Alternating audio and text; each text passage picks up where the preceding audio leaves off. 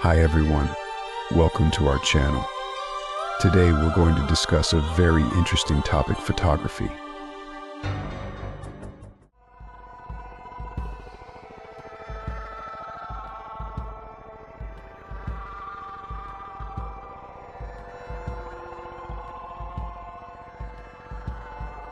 Hey everyone, welcome to Lens and Thought.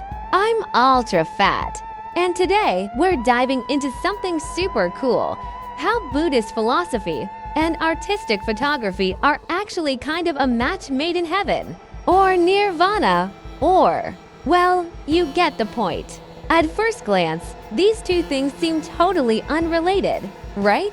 But trust me, they're connected in ways you might not expect. Like that empty, mysterious space in a perfect photo.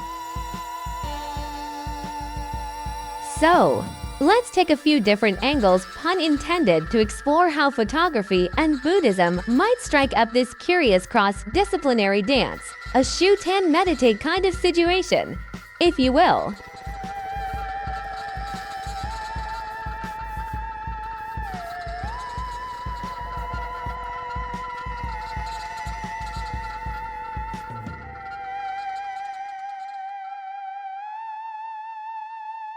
In Buddhism, the concept of sunyata, or emptiness, is a big deal.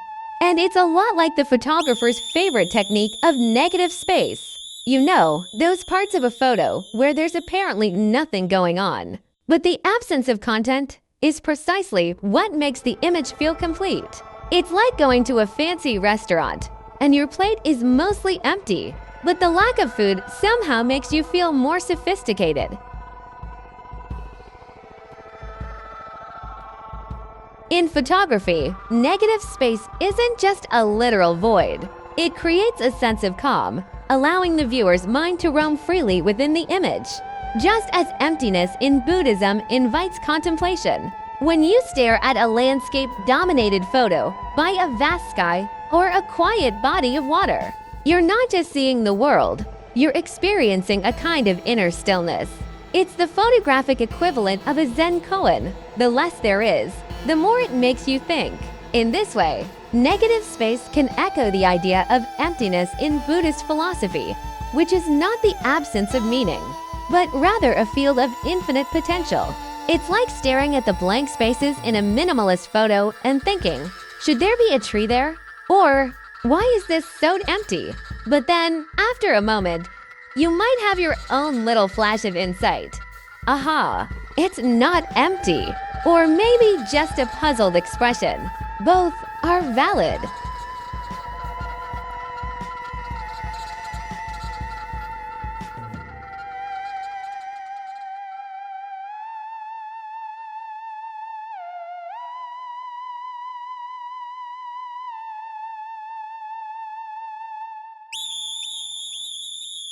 Buddhism teaches that everything is impermanent, nothing lasts forever. This fits so well with photography that it might as well be the art form's motto. Photography is all about capturing those fleeting moments. Pressing the shutter is like trying to outsmart time itself, to freeze a single second forever. Even though, as Buddhism would gently remind you, good luck with that, buddy, everything changes. But in a way, the Buddhist concept of impermanence helps photographers appreciate the beauty of these passing moments even more. Think about street photography or photojournalism, where the goal is to catch those perfect, unrepeatable snippets of life. That dog jumping through a puddle, with water droplets suspended midair, illuminated by a golden ray of sunlight, gorgeous, and gone in the blink of an eye, as the dog shakes off and runs away. Photographers are in a constant tug-of-war with time, knowing full well they can't win. A photo is a tribute to the transitory nature of life, capturing an instant that will never come back. It's like the photographer's own way of acknowledging impermanence, but instead of trying to escape the cycle of life and death, they're like, give me more. I want to every shot fleeting second I can. Meanwhile, the Buddhist monk quietly smiles and steps off the wheel of samsara.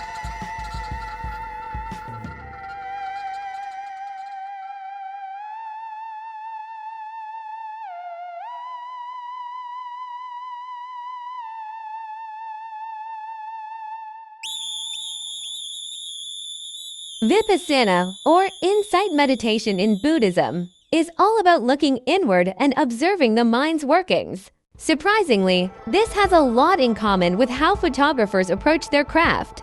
A photographer doesn't just capture the world as it is, they're also reflecting on how they see the world. In other words, when you snap a photo, you're also taking a little selfie of your inner state of mind.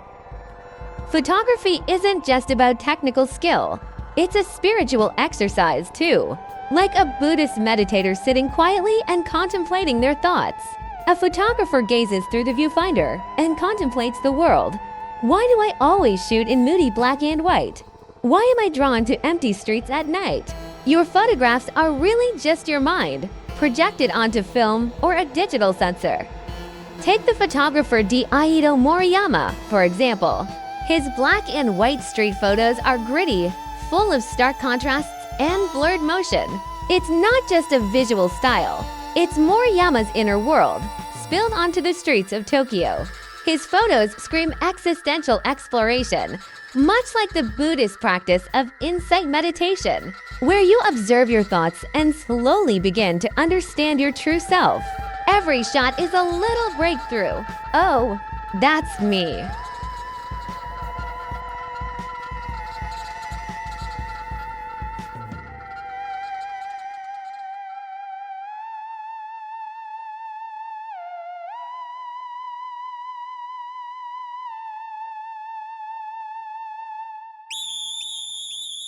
In both Zen and minimalist photography, the idea of less is more reigns supreme.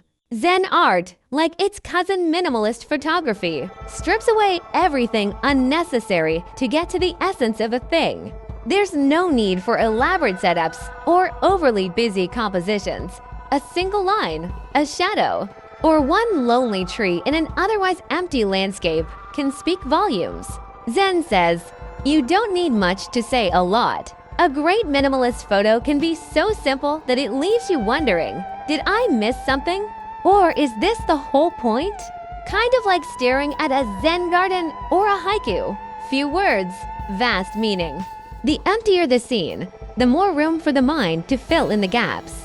It's a test of patience, really, to see if the viewer can sit with that simplicity and find peace in it. Imagine a photo of nothing but a snowy landscape with a single set of footprints. You might first think, there's not much going on here. But the longer you look, the more you start wondering, who left those footprints? Where are they going? Why does this feel so profound? This is the essence of Zen minimalism, the art of doing as little as possible, yet leaving you with endless questions and interpretations. It's like a photographic koan. Stare long enough, and you just might get it or not.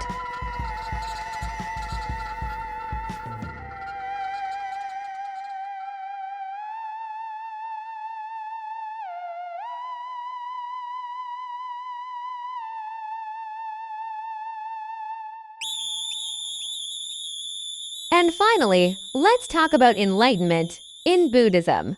Enlightenment is the ultimate goal, realizing the true nature of reality. For photographers, though, it's not about reaching nirvana, though that sounds nice, but about achieving total mastery over their subject matter through years of shooting the same thing. They reach a point where they really get it. Think of those documentary photographers who focus on social issues, poverty, inequality, or environmental degradation. They dive so deep into their subjects that their work becomes a kind of visual awakening. Like a bodhisattva who chooses to stay in the world and help others. These photographers use their skills to shine a light on uncomfortable truths. Their enlightenment comes not just from understanding their subject, but from their ability to awaken others to it. Vivian Mayer, for example, spent years documenting everyday people in the streets of mid-20th century America, particularly those on the margins of society. Her work wasn't just about capturing a moment. It was about opening our eyes to lives we might otherwise overlook. In a sense, photographers like Mayer act as visual bodhisattvas. Through their lens, they lead us to a deeper understanding of the human experience.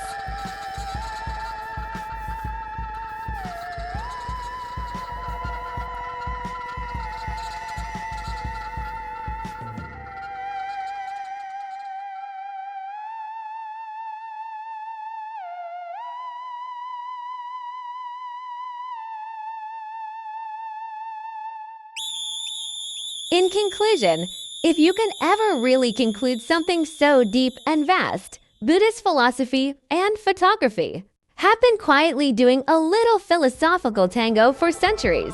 Whether it's emptiness in the form of negative space, impermanence in the fleeting moment, self-awareness through inner reflection, or Zen minimalism with all that glorious simplicity, these two seemingly different disciplines share a lot of common ground. So next time you pick up your camera, maybe take a moment to pause. Consider that you're not just freezing time, but maybe, just maybe, you're catching a glimpse of some deeper truth about the world, or at the very least, your own fleeting moment of enlightenment. Now, isn't that worth 1,000 words? Don't forget to like and subscribe to Lens and Thoughts. See you next time.